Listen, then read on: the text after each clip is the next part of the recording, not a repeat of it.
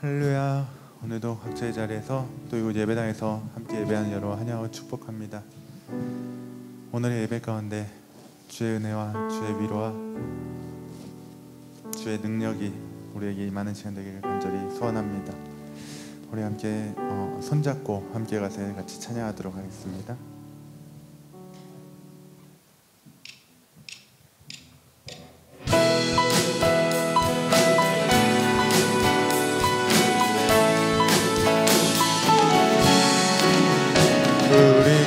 걸어가는 이 길이 결코 처음 밟는 길은 아니야.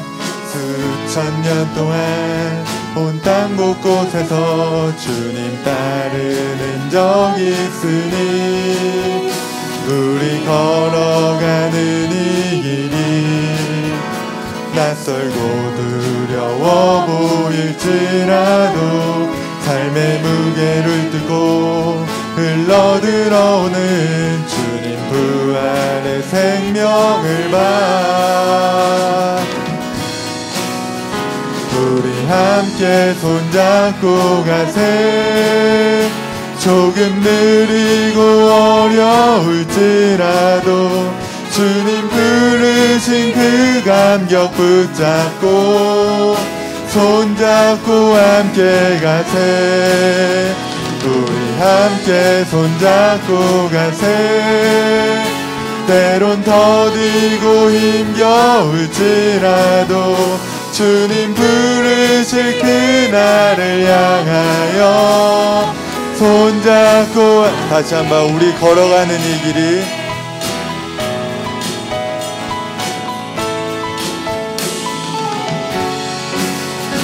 우리 걸어가는 이 길이 결코 처음 밟는 길은 아니야.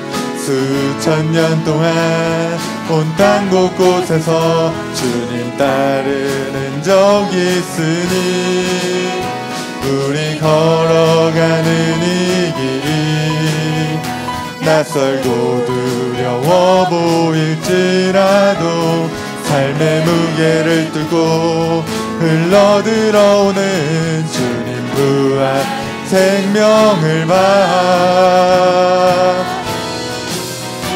우리 함께 손잡고 가세. 조금 느리고 어려울지라도 주님 부르신 그 감격 붙잡고 손잡고 함께 가세. 우리 함께 손잡고 가세. 때론 더디고 힘겨울지라도 주님 부르실 그날을 향하여 우리 함께 손잡고 가세. 우리 함께 손잡고 가세. 조금 느리고 어려울지라도 주님 부르신 그 감격 붙잡고 손잡고 함께 가세. 우리 함께 손잡고 가세. 때론 더디고 힘겨울지라도 주님 부르실 그날을 향하여 손잡고 함께 가세.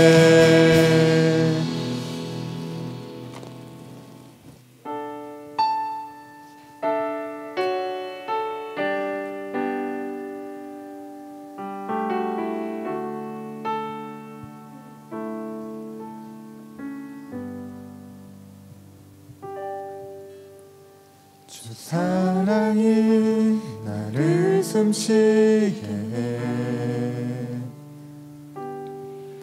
세상 그 어떤 어려움 속에도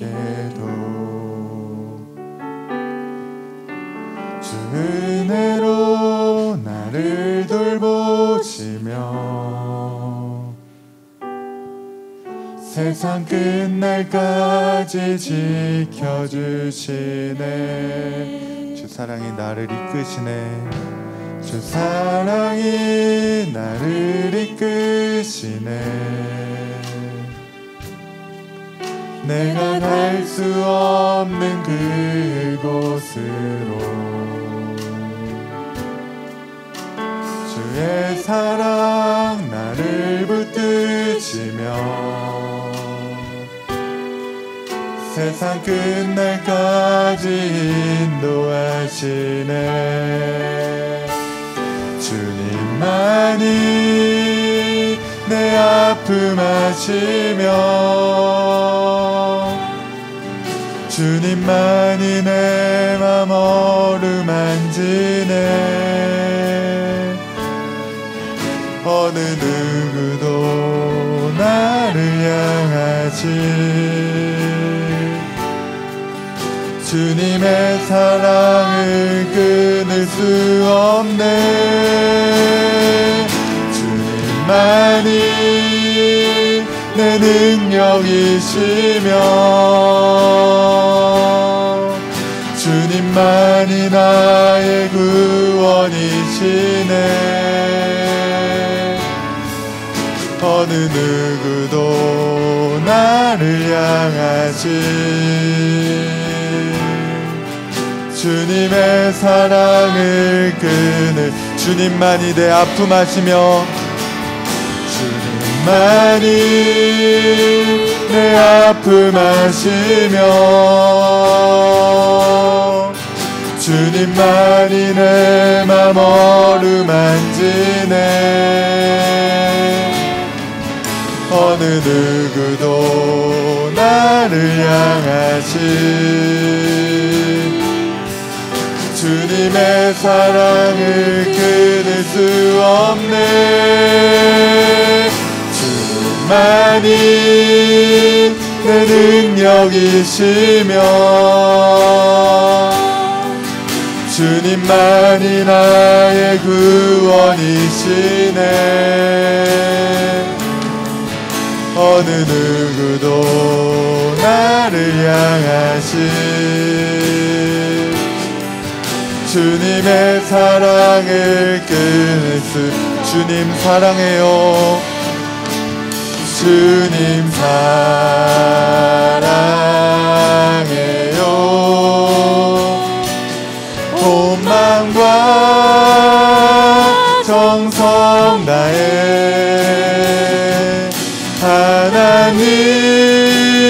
하나님의 진실한 친구 되기 원 주님 사랑해요. 주님 사랑해요. 온 마음과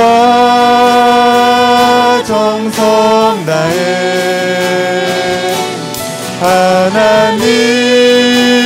하나님의 진실한 친구 되기 원합니다. 우리 다 같이 일어나셔서 내는 주의 영광을 보내 함께 찬양하겠습니다.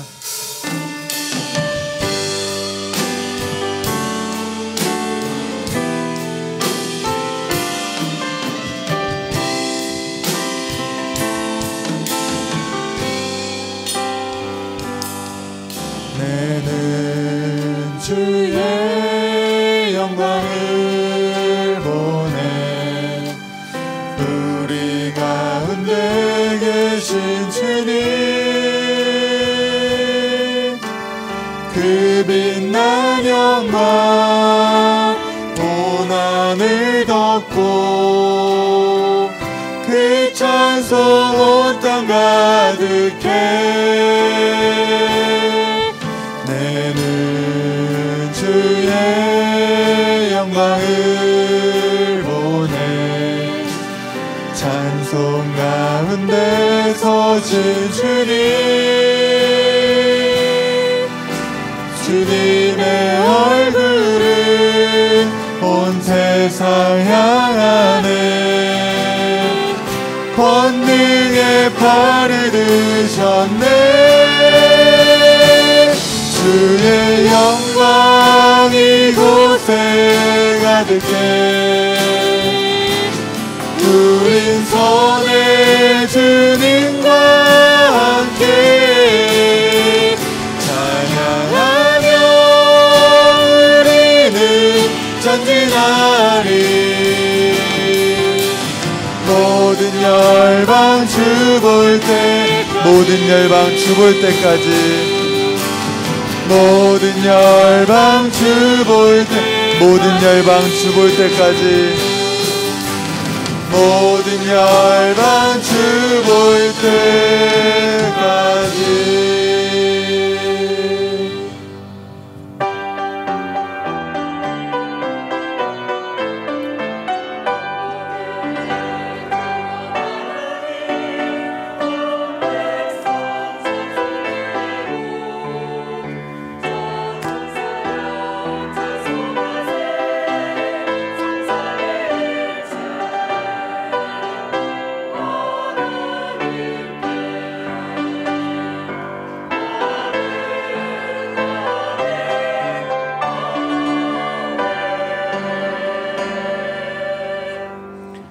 할렐루야. 여호와의 종들아 찬양하라. 여호와의 이름을 찬양하라. 이제부터 영원까지 여호와의 이름을 찬송할지로다. 해 돋는 데서부터 해 지는 데까지 여호와의 이름이 찬양을 받으시리로다. 여호와는 모든 나라보다 높으시며 그의 영광은 하늘보다 높으시도다. 아멘. 하나님 아버지, 하나님의 은혜로 거룩한 날 주님의 날에 은혜의 자리에 불러주심을 감사합니다. 한 주간의 삶 가운데 죄와 홈로 더러워졌으나 예수 그리스도의 보혈의 피를 의지하여 하나님 앞에 나아갑니다. 우리를 주님의 보혈로 깨끗하게 씻어주시고 정결케 하여 주시옵소서. 하나님 앞에서 거룩한 예배자로 서게 하여 주시고 이 시간 영과 진리로 하나님을 예배하오니 하나님이 이 예배를 기뻐 받아 주시고 홀로 영광 받아 주시옵소서. 예배를 통해서 하나님의 깊은 사랑 가운데 거하게 하여 주시고 주님이 주시는 힘으로 다시 서는 이 시간 되게 하여 주시옵소서. 감사하며 예수님 이름으로 기도하옵나이다. 아멘. 사도신경으로 우리의 신앙을 하나님 앞에 고백하겠습니다. 전능하사 천지를 만드신 하나님 아버지를 내가 믿사오며 그 외아들 우리 주 예수 그리스도를 믿사오니 이는 성령으로 잉태하사 동정녀 마리아에게 나시고 본디오 빌라도에게 고난을 받으사 십자가에 못 박혀 죽으시고 장사한 지 사흘 만에 죽은 자 가운데서 다시 살아나시며 하늘에 오르사 전능하신 하나님 우편에 앉아 계시다가 저리로서 산자와 죽은 자를 심판하러 오시리라. 성령을 믿사오며 거룩한 공회와 성도가 서로 교통하는 것과 죄를 사하여 주시는 것과 몸이 다시 사는 것과 영원히 사는 것을 믿사옵나이다. 아멘. 모두 자리에 앉으셔서 다 같이 찬송가 88장 함께 찬송하겠습니다.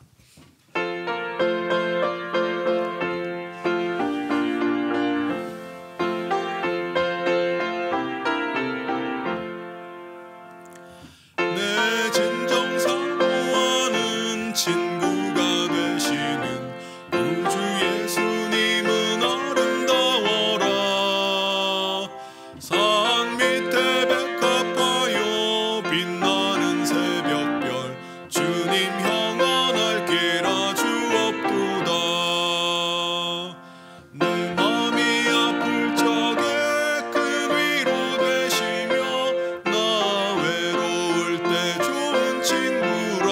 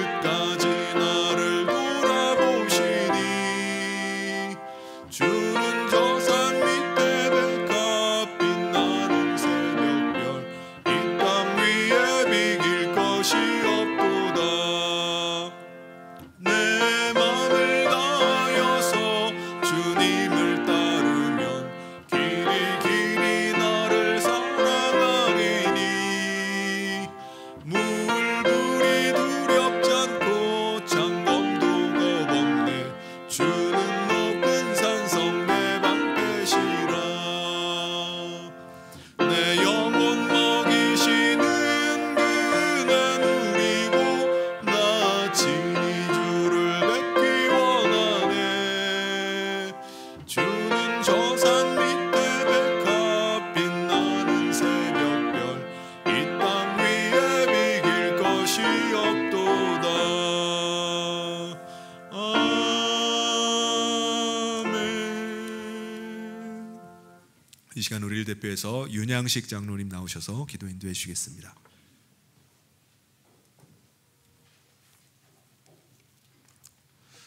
하나님의 은혜와 사랑에 찬송과 영광을 올려드립니다. 지난 한 주간의 삶도 지켜주시고 주의 날 예배의 자리로 불러주시니 감사를 드립니다. 하나님을 예배하는 이 시간, 먼저 지난 한 주간의 삶을 되돌아봅니다. 하나님의 자녀로서 합당하게 살지 못한 불신앙의 모습들을 회개합니다. 세속적인 가치와 이기심으로 오염되고 불평과 원망으로 점철된 우리의 심령을 점도 없고 흠도 없는 예수의 피로 정결하게 씻어주시고 덮어주시옵소서. 우리의 영혼이 오직 예수만을 바라보며 목마름과 갈급함으로 은혜와 긍휼을 구할 때 내게 생명 주시는 예수로만 기뻐하고 감사하고 찬송하는 예배로 인도하여 주시옵소서. 만물이 생동하는 새봄에 저희의 영혼도 주님이 주시는 은혜의 생명력으로 더욱더 새롭게 솟아나게 되길 원합니다. 세상의 일들로 인해 낙심하고 좌절한 심령들이 주님이 주시는 위로와 용기로 새롭게 일어서게 하여 주시옵소서.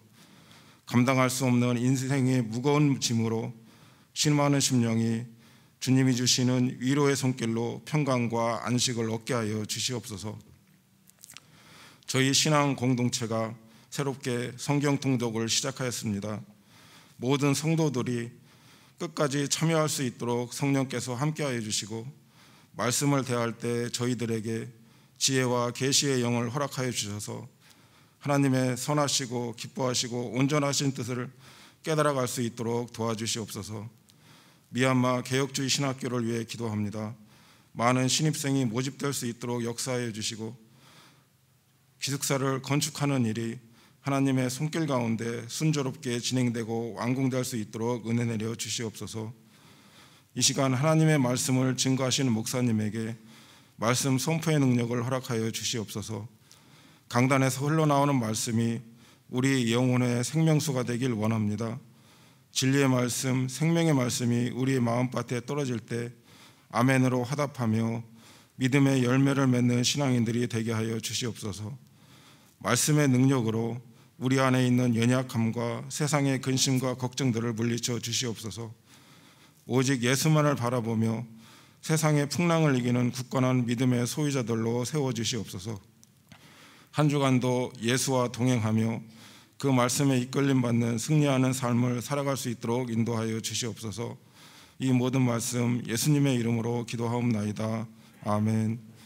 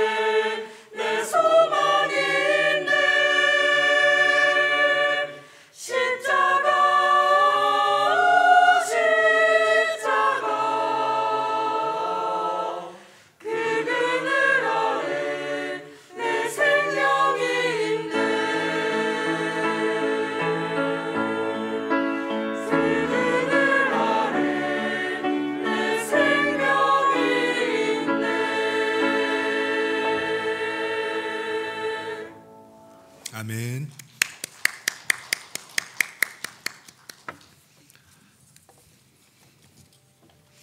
교회 소식 전해드리겠습니다. 성현교회 처음 나오신 여러분을 주님의 이름으로 환영하고 축복합니다.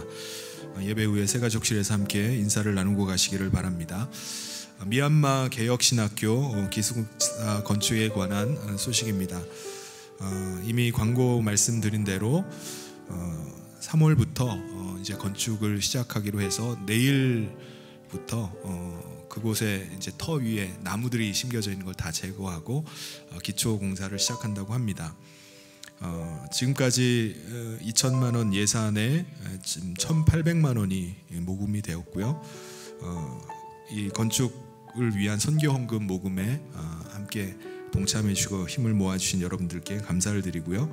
그리고 앞으로도 건축 공사가 은혜 가운데 잘 진행되기를 위해서 여러분 관심과 기도를 부탁드립니다.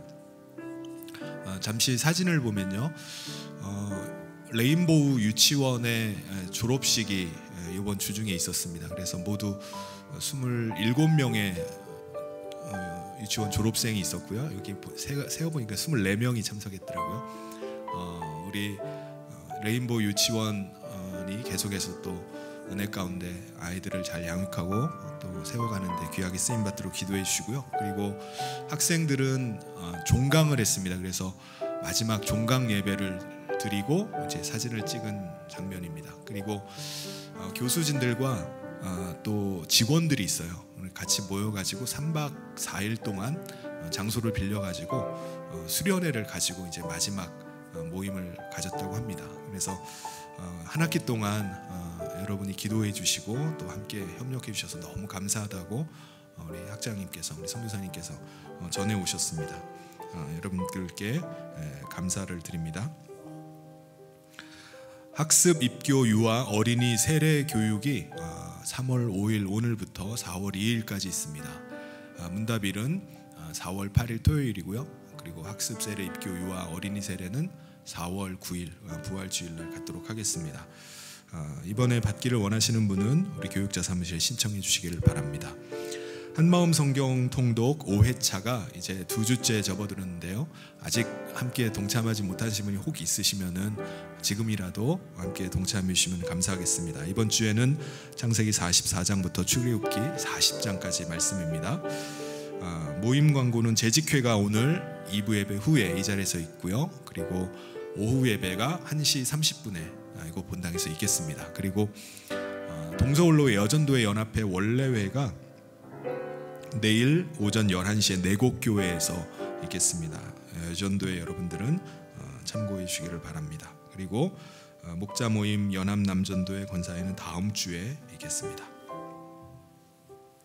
하나님께서 오늘 우리에게 주신 말씀 함께 보도록 하겠습니다. 요한복음 7장 53절부터 8장 11절까지 말씀입니다.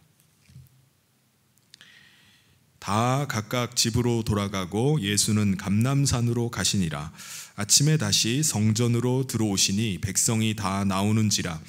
앉으사 그들을 가르치시더니 서기관들과 바리새인들이 음행 중에 잡힌 여자를 끌고 와서 가운데 세우고 예수께 말하되 선생이여 이 여자가 간음하다가 현장에서 잡혔나이다.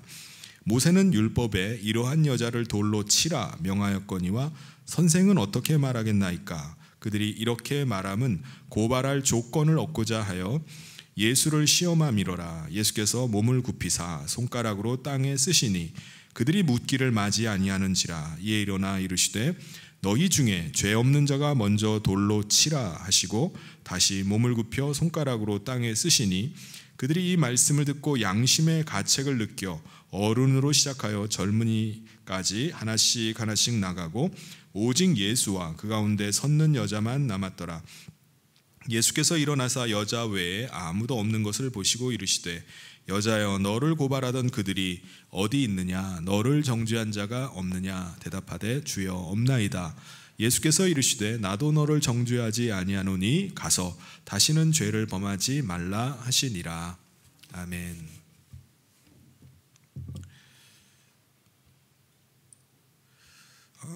여러분 이스라엘에는요 3대 절기가 있습니다. 유월절, 오순절, 오순절을 다른 말로 초실절, 칠칠절, 맥추절이라고 하고요. 그리고 초막절이 있습니다. 초막절은 뭐냐? 1500년 전 조상들이 하나님의 도우심과 인도하심으로 광야를 통과해서 지금 이곳 가나안 땅에 들어오게 된 것을 기념하는 명절이 이제 초막절입니다. 이때 유대인들은요, 한 주간 동안 자기 집이나 집의 그 지붕이나 아니면 집안의 그 뜰에다가 실제로 초막을 쳐놓고 거기서 생활을 하면서 광야 생활을 이제 간접 체험을 하는 시간을 가집니다. 지금도 그렇게 하고 있어요. 더군다나 이 절기를 수장절이라고도 부릅니다. 그 이유가 이제 이 시기가 마침 추수가 끝난 다음에 추수한 곡식을 저장하는 시기가 딱 이제 겹쳐 있기 때문에 이 시기를 수장절이라고 불러요. 그래서 이 시기가 추수감사절의 그런 성격을 갖고 있기 때문에 추수에 대한 그 감사, 그리고 풍요로움으로 인한 그런 기쁨, 그런 걸 가지고 이 절기 때는 정말 많은 유대인들이 예루살렘의 성전으로 몰려들었습니다. 초막절 마지막 날에 행사는 어떤 행사를 가졌다고 했죠? 우리가 지난 시간에 이 말씀을 함께 봤는데요. 초막절의 하이라이트는 뭐냐? 안식일 다음 날, 그러니까는 이제 오늘로 말하면 주일이죠. 주일이 되는 그날에 제사장이 실로암 연못에 가가지고 물을 길러옵니다. 그래서 그 물을 가져다가 제단의 서쪽과 동쪽에다가 그 물을 갖다 뿌려요. 그러면 그걸 주변에서 지켜보고 있던 유대인들이 일제히 그 물을 뿌릴 때마다 하나가 되어서 한 목소리로 외치는 겁니다. 구원의 물을 우리에게 주소서, 구원의 물을 우리에게 달라고 사람들이 일제히 외치는 거예요. 그러니까 광야에서 물이 나서 유대인 조상들을 살리셨던 그 하나님께서 오늘도 우리를 구원해 주십시오, 오늘도 우리에게 구원의 물을 달라라고 하나님 앞에 외치는 겁니다. 그런데 그 초막절 마지막 날, 8일째 되는 날, 그 하이라이트 때 어떤 일이 일어났죠? 사람들이 구원의 물을 우리에게 주소서 하니까 예수님께서 누구든지 목마르거든 내게로 와서 그 물을 마셔라 라고 화답을 하는 거예요. 유대인들 입장에서는요, 정말 놀랄만한 발언입니다. 하나님께 구원의 물을 달라고 분명히 외쳤는데 예수님께서 그걸 받아가지고 내가 그 배에서 생수가 나게 하겠다라고 외치시는 겁니다. 여러분, 예수님께서 그 배에서 생수가 나게 하겠다라고 하신 말씀의 의미가 뭐라고 했죠? 그 사람 안에 성령을 보내주시겠다는 그런 말씀이에요. 예수님은 육체로 계시기 때문에 시 공간의 제약을 받습니다. 그런데 예수님의 영이신 성령님이 우리 가운데 오시면은 우리가 어디에 있든지 무엇을 하고 있든지 늘 함께 하실 수가 있습니다. 그러니까 하나님만 계시면 물 한 방울 나지 않는 광야라 할지라도 그게 전혀 문제가 안 됩니다. 왜요? 하나님께서 바위를 터뜨리셔서라도 물을 주시기 때문입니다. 이와 같이 우리가 지금 어디에 있든지 상관이 없어요. 왜냐? 예수님께서 보내실 예수님의 영이 함께 하시면은 우리가 어디에 있든지 무엇을 하든지 예수님과 늘 함께 할 수 있기 때문에 그렇습니다. 유대인들에게는 이 발언이 굉장히 놀라운 발언이었지만 제사장이나 바리새인이나 서기관들에게는요, 이 예수님의 발언이 아주 거슬리는 발언이었어요. 왜냐하면 백성들이 하나님께 물을 달라고 지금 구하고 있는데, 아니 자기가 뭔데 생수를 주겠다고 그렇게 말을 합니까? 초막절 마지막 날 아주 중요한 이 순간에 예수님께서 초를 치시는 발언을 하신 거예요. 아니 자기가 지금 하나님이라도 되는가? 자기가 뭔데 생수를 주겠다고 말하는가? 그러니까 바리새인과 서기관은 예수가 지금 선을 넘었다고 생각하는 거예요. 아주 위험한 발언을 하는 그런 사람으로 생각했던 것입니다. 그들은 하나님은 성전에 계시는 분으로 생각했어요. 그들은 하나님을 만나기 위해서 어떻게 해야 되느냐? 성전으로 가야 된다고 생각하는 겁니다. 그래서 그들은 아무리 멀리 떨어져 사는 사람이라 할지라도 1년에 적어도 3번만큼은, 3번의 절기는 반드시 성전으로 와서 그 절기를 지켜야 된다라고 그렇게 생각했던 것입니다. 그런데 예수님이 말씀하시는 그 배에서 내가 생수가 흘러나오게 하겠다라는 반언은 마치 우리가 어느 곳에 있든지 그곳에 하나님이 계시게 하겠다라는 것처럼 들리는 거예요. 제사장이나 바리새인 그리고 서기관의 입장에서 들으면 이건 굉장히 위험한 발언입니다. 하나님을 만나기 위해서 성전에 나와야 되는데 어느 곳에 있든지 하나님이 그곳에 함께 있게 하겠다라는 그런 말을 하는 것은 선을 넘은 거예요. 왜요? 성전 중심으로 종교 생활을 해야 되는데 하나님이 어디든지 계시면은 그럼 성전은 어떻게 됩니까? 아니 성전에 사람들이 성전에 나오지 않는다는 것은요, 제사장이나 서기관들 입장에서는 자기 밥줄이 끊길 수도 있는 문제예요. 그래서 그들에게는 하나님은 성전에만 계셔야 됩니다. 그들은 안 그래도 예수님을 눈에 가시처럼 여겼어요. 안 그래도 자기들을 인정하지 않고 자기들을 책망하는 예수님에 대해서 못마땅하게 생각했습니다. 그런데 이번 건은 정말 참을 수가 없는 일이에요. 선을 넘었다고 생각합니다. 예수를 더 이상 방치해서는 안 되겠다라고 생각한 겁니다. 그래서 오늘 말씀해 보면은 바리새인들과 서기관들이 예수님을 함정에 빠뜨려서 죽이려고 하는 내용이 나와요. 근데 놀라운 반전이 일어납니다. 오늘 말씀을 통해서 오늘 우리가 어떠한 존재인지를 깨닫는 시간 되길 바랍니다. 그리고 그런 우리를 용서하시고 용납하시는 예수님의 놀라운 사랑을 다시 한번 깨닫는 은혜의 시간 되기를 주님의 이름으로 축원합니다. 8일 동안에 초막절 행사가 끝나니까는 이제 사람들은 각자 어떻게 하죠? 다 이제 집으로 돌아가게 됩니다. 53절에 보면 다 각각 집으로 돌아가고, 아마 먼 길을 가야 되는 멀리서 온 사람들도 있을 거고 예루살렘이나 예루살렘 근교에 가까운 곳에 있는 사람들도 있었을 것입니다. 그런데 예수님은 어떻게 하시죠? 예수님은 집으로 가지 아니하시고 감람산으로 올라가셨다고 말씀합니다. 1절에 예수는 감람산으로 가시니라. 예수님은 명절이 되어서 예루살렘에 오시면 어디에 머물렀을까요?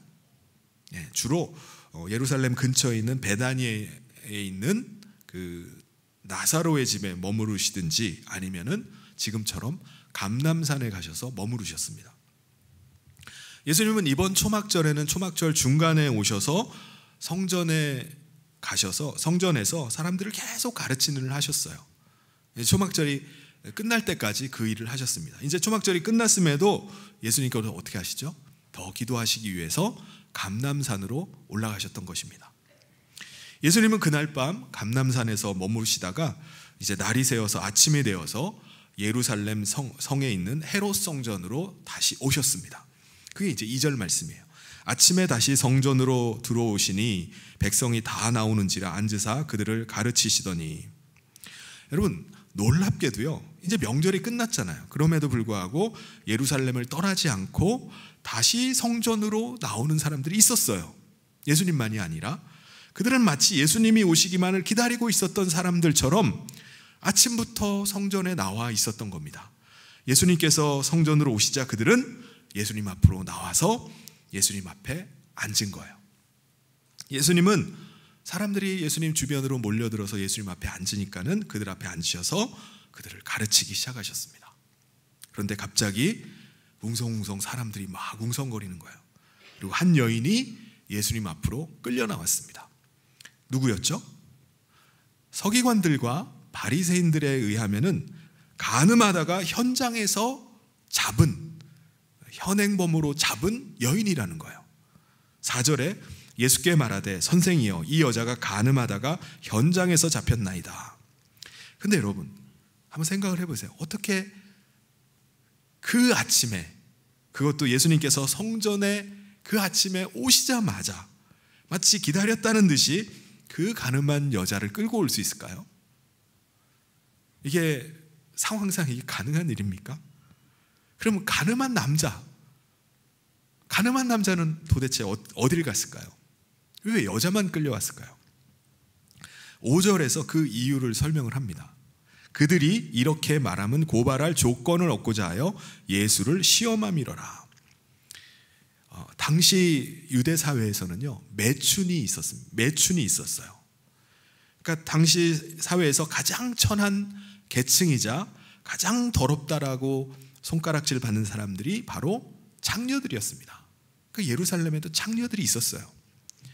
우리는 언뜻 아니 어떻게 하나님을 섬긴다고 하고 그리고 율법을 철저하게 지킨다라고 자부하는 유대인들이 사는 그 예루살렘에 창녀들이 있을까라고 생각할 수 있습니다. 그런데 예루살렘이라 할지라도 매춘을 하는 사람들이 있었어요. 그러니까 창녀들이 있는 거죠. 수요가 있으니까 공급이 따르는 겁니다. 유대인 남자들은요, 창녀들을 손가락질을 해요. 죄인들이라고 손가락질을 하면서 손가락질하고 정죄하면서도 그들을 찾아가서 관계를 했던 겁니다. 그러니까는 바리새인들과 서기관들이 예수님 앞에 끌고 온 여인은 어느 가정집 평범한 부녀나 어느 여자 청년이 아니라 예수님을 고발할 구실을 찾기 위해서 창녀 한 명을 어디서 잡아다가 예수님 앞에 끌어다 놓은 것입니다. 그들이 예수님께 이 여자를 끌어다 놓고 요구한 것이 무엇이었을까요? 5절 말씀에 보면은 모세는 율법에 이러한 여자를 돌로 치라 명하였거니와 선생은 어떻게 말하겠나이까? 율법에 의하면 이 여자를 돌로 때려서 죽여야 되는데 어떻게 할까요? 대답해 보세요 라고 물은 겁니다. 당시 율법에 의하면은 결혼한 관계 외의 성적인 관계를 가지면요 반드시 죽이라고 명령을 합니다. 신명기 22장 22절부터 24절에 보면은 어떤 남자가 유부녀와 동침한 것이 드러나거든 그 동침한 남자와 그 여자를 둘 다 죽여 이스라엘 중에 악을 제할지니라. 처녀인 여자가 남자와 약혼한 후에 어떤 남자가 그를 성읍 중에서 만나 동침하면 너희는 그들을 둘 다 성읍 문으로 끌어내고 그들을 돌로 쳐 죽일 것이니 그 처녀는 성 안에 있으면서도 소리 지르지 아니하였으며 그 남자는 그 이웃의 아내를 욕보였음이라. 너는 이같이 하여 너희 가운데서 악을 제할지니라. 그러니까 율법에 의하면은 성적인 관계는요 오직 결혼 관계 안에서만 가능한 것이었습니다. 그런데 이 여자는 다른 외간 남자랑 간음을 했다는 거예요. 투석형에 처해서 쳐 죽일 수 있는 그런 죄를 범한 겁니다. 바리새인들과 서기관들은요 예수님께 이 여자를 어떻게 해야 될지 선택을 하라는 거예요. 답을 달라는 겁니다. 율법에 선생된 당신이 한번 답을 하라는 거예요. 어떻게 할까요? 근데 문제가 뭐죠? 사람을 죽이는 사형을 집행할 수 있는 권한은요 유대인에게는 없었습니다. 당시 로마의 지배하에 있었기 때문에 사형 권한은요 오직 로마 총독에게만 주어져 있었습니다. 그러면 사형을 집행하려면 어떻게 해야 되죠? 로마 총독의 허가를 받아야 돼요. 그런데 만약 예수님이 율법대로 그래 간음한 여자니까 돌로 쳐서 죽여버려 라고 명령을 내리면 그들은 예수님을 투석형을 조장한 살인자로 즉각적으로 고발할 참인 겁니다. 이게 예수님을 잡으려고 파놓은 함정이에요. 그러니까 예수님께서 돌로 쳐 죽여라라고 명령만 내리기만을 기다리는 겁니다. 그렇다고 예수님이 간음한 여인을 눈 감아주면 어떻게 되죠? 눈 감아줄 수 있나요? 그럴 수 없습니다.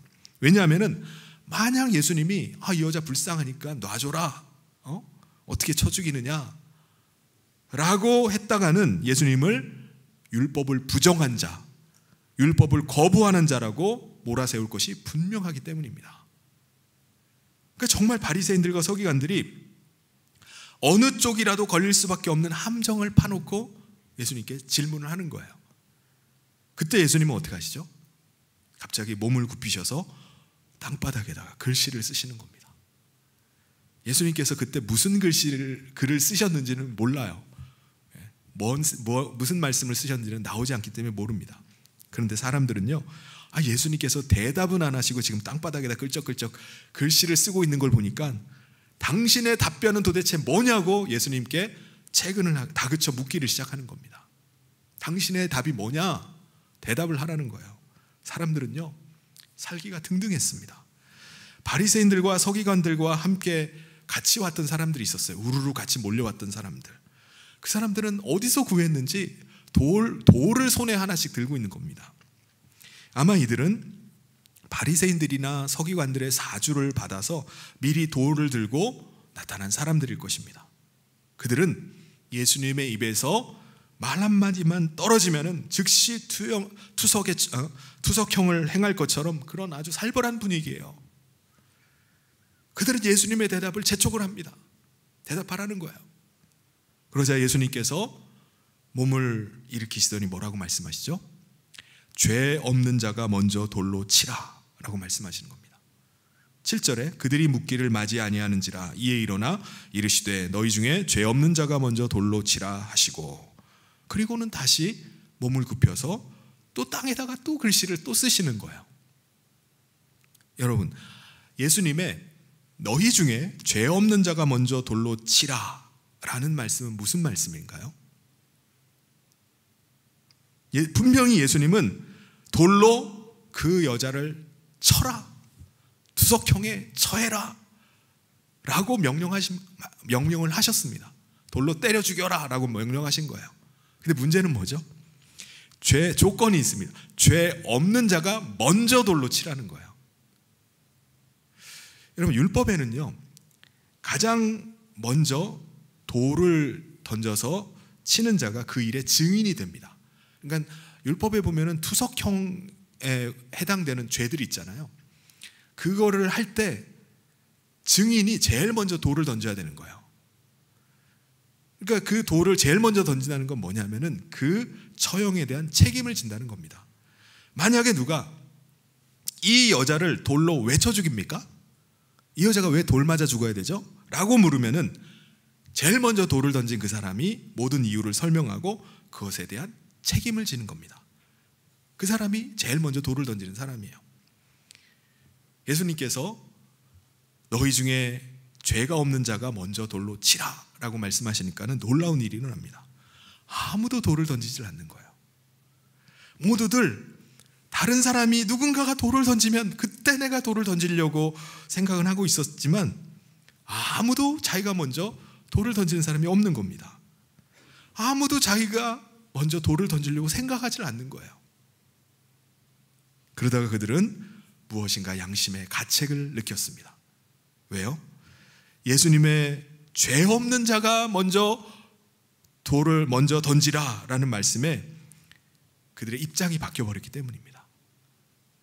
바로 조금 전까지만 해도 돌을 들고 때려 죽이려고 심판자로 서 있었는데 갑자기 예수님의 말씀과 함께 심판받는 입장이 돼버렸어요. 나는 죄가 없는 사람인가? 그들은 이 여인이 간음을 했다고 지금 돌을 들고 서 있지만은 사실은 창녀와 관계를 한 사람들이 자신들이에요. 걸리지만 않았다 뿐이지 사실 자신들도 똑같은 죄가 있는 사람들입니다.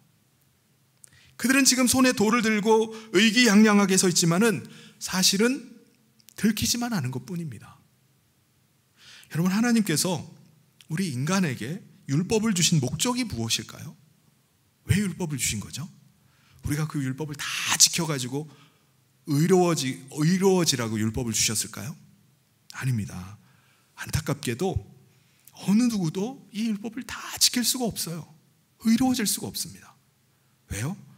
왜냐하면은 율법을 다 지킨다는 것은요, 예를 들면 율법이 100가지면 100가지 중에 99가지만 지키고 한 가지를 안 지켰어요. 그럼 거의 다 지킨 거기 때문에 지킨 거라고 말할 수 있나요? 아니에요. 한 가지 때문에 율법을 안 지킨 것과 다름없어지는 겁니다. 하나님께서도 우리에게 그걸 기대하시는 것이 아닙니다. 아니, 그렇다면 왜 율법을 주신 거죠? 우리 인간이요, 율법을 지키면서 깨닫게 되는 게 뭘까요? 나는 율법을 지킬 수가 없는 사람이구나. 나는 율법대로 살 수가 없는 존재구나 라는 사실을 발견할 뿐입니다. 그래서 결국 깨닫게 되는 게 뭐죠? 나는 죄인이구나 라는 사실을 깨닫게 되는 겁니다. 여러분, 하나님께서 율법을 우리에게 주신 이유는 그 율법을 통해서 우리가 죄인됨을 깨달으라는 거예요. 도저히 구제할 수 없는 죄인이라는 사실을 발견하라는 것입니다. 지금 여인 앞에 돌을 들고 서 있는, 살기등등하게 서 있었던 사람들도 마찬가지예요.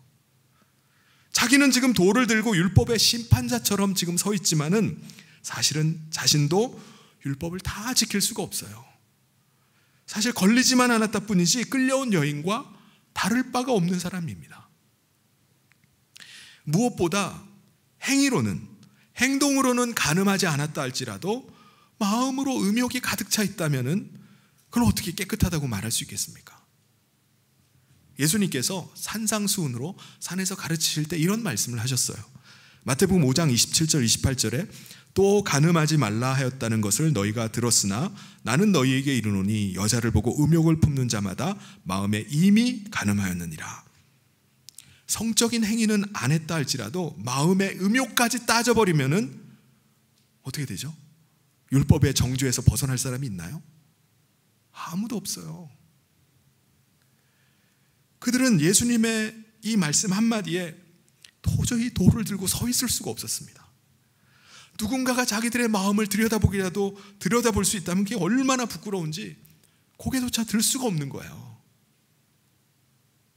그들은 자신들이 누군가를 향해서 돌을 던질 자격이 없는 사람이라는 사실을 깨달았습니다.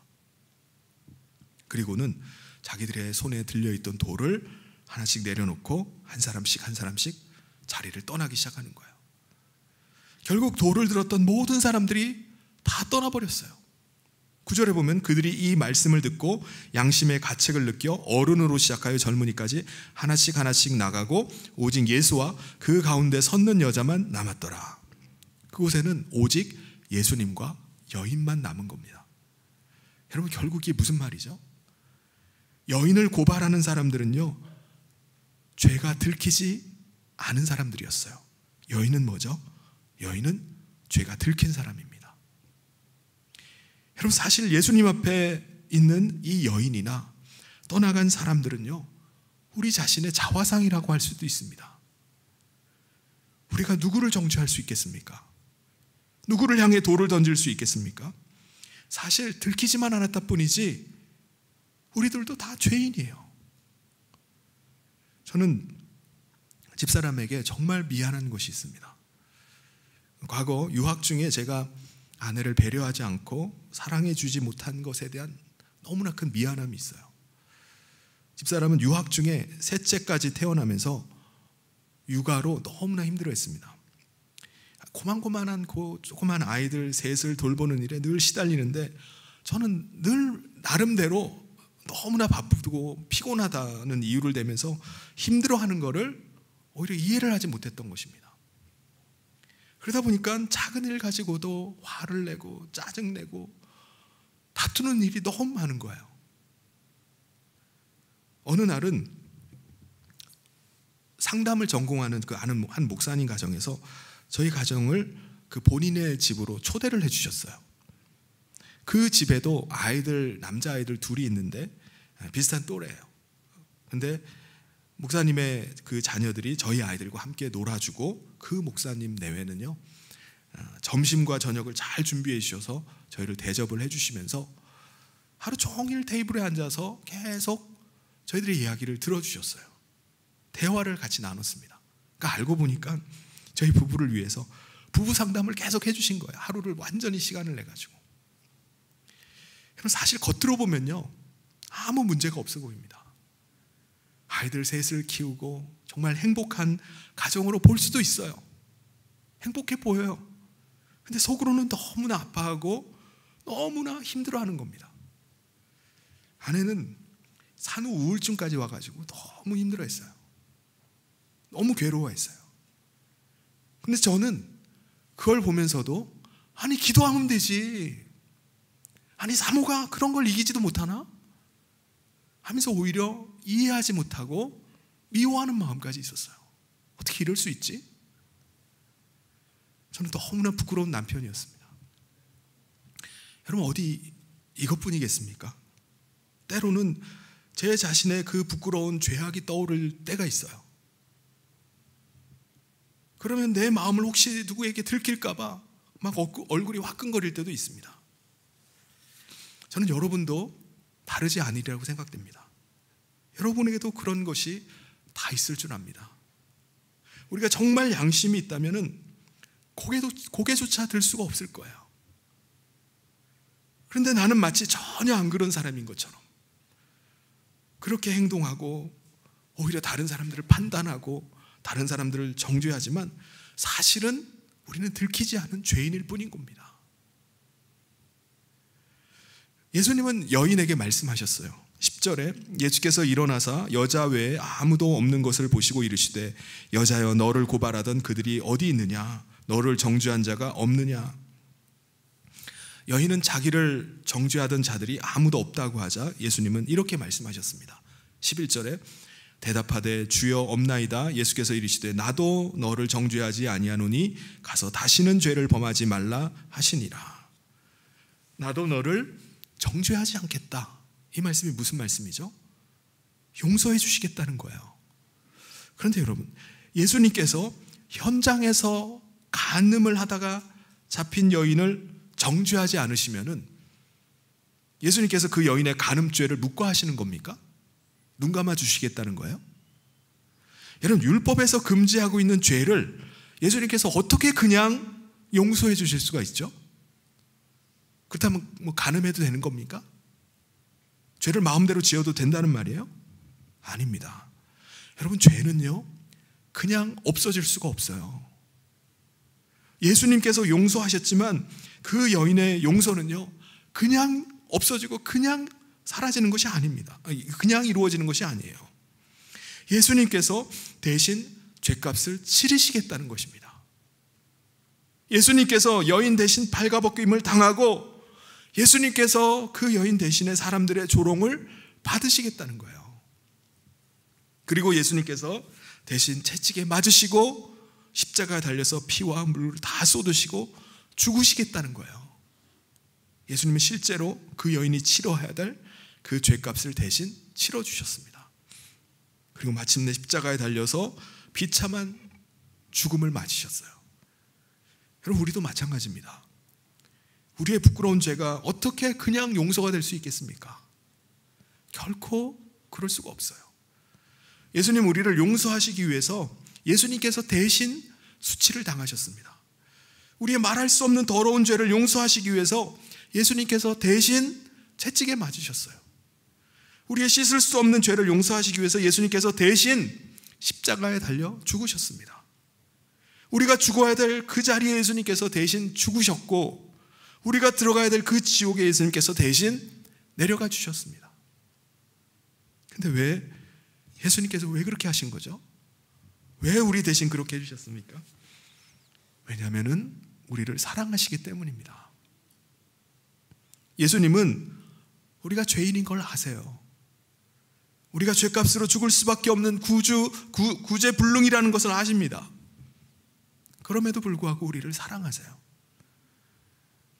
의인을 위해서 죽으시는 것도 아니고 죄인인 우리를 위해서 예수님은 대신 수치를 당하시고 마침내 우리가 달려야 될 그 십자가에 대신 달리신 것이었습니다.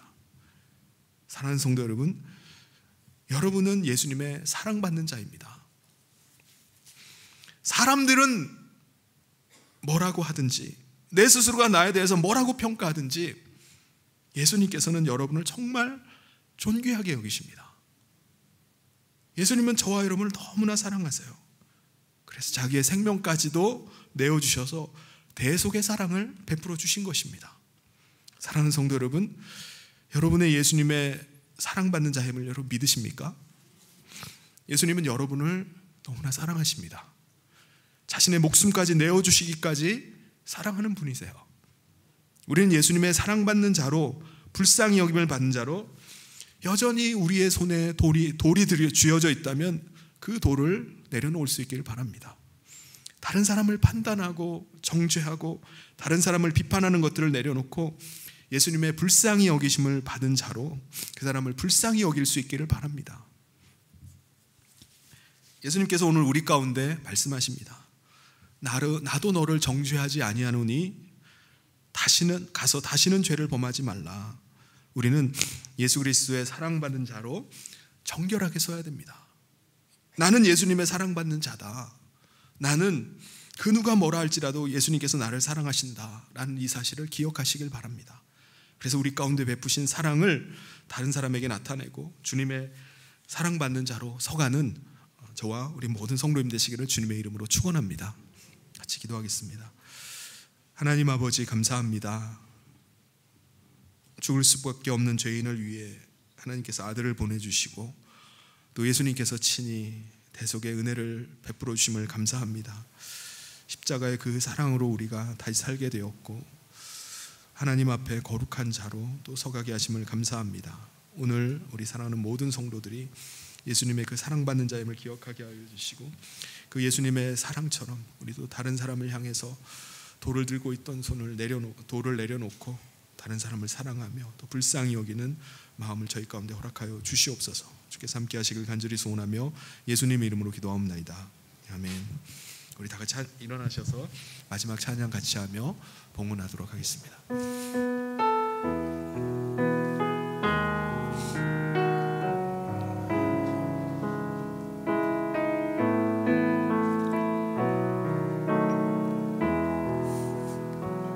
주를 향한 나의 사랑을 주께 고백하게 하소서.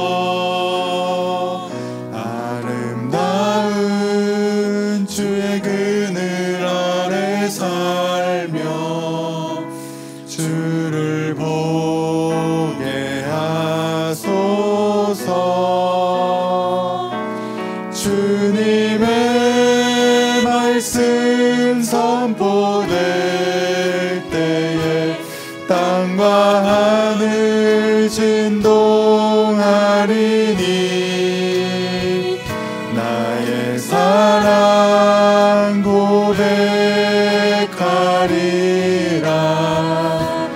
나의 구주 나의 친구 부드러운 주의 속삭임 나의 이름을 부르시네. 주의 능력 주의 영광을 보이사 성령을 부소서. 내 마른 곳 거룩해지도록 내가 주를 찾게 하소서. 내 모든 것 주께 드리리.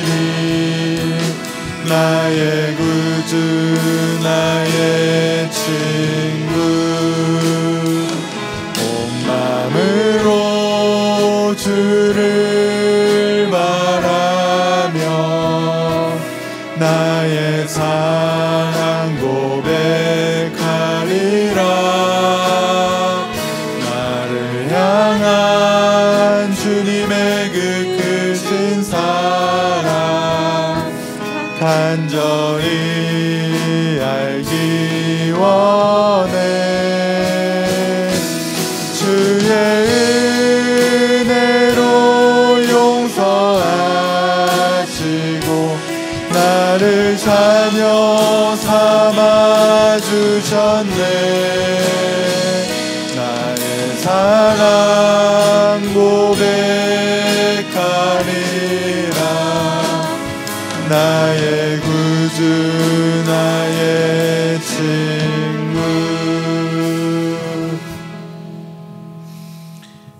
하나님 하나님 아버지, 하나님의 말할 수 없는 사랑과 예수 그리스도의 한없는 은혜 가운데 하나님의 생명을 얻고 하나님을 소망하며 살게 하심을 감사합니다. 하나님의 한량없는 그 은혜를 찬양하며 하나님 앞에 귀한 예물을 준비하여 올려드리오니 이 예물을 기뻐 받으시고 흠양하여 주시옵소서. 하나님께서 주신 것에 10의 1을 구별하여 드리고 또 감사의 마음을 드리고 또 하루하루의 삶을 의탁하며 일천 번제와 또 영혼 구원을 위해서, 땅끝 선교를 위해서, 장학 사역을 위해서, 죄전을 헌당하는 일을 위해서 물질을 드립니다. 특별히 미얀마 개혁신학교 기숙사 건축을 위해서 선교에 동참한 이들이 있습니다.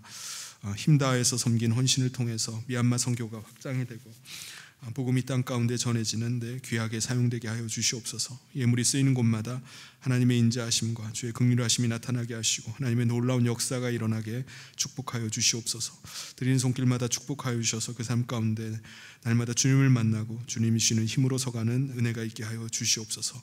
주께서 함께 하시길 간절히 소원하며 예수님 이름으로 기도하옵나이다. 아멘. 이 시간에 원로 목사님 나오셔서 마지막 축도해 주시고 2부 예배를 모두 마치도록 하겠습니다.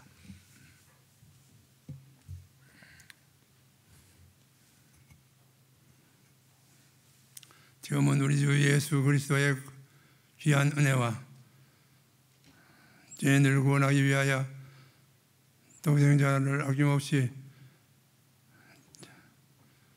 내어주신 하나님의 크신 사랑과 성령의 감동과 위로 축복하심이 오늘도 주의 은혜를 사모하며 주님 앞에 나와 믿음으로 살기를 원하는 사랑하는 성도들 머리 위에 영원토록 함께해 주실지어다. 아멘.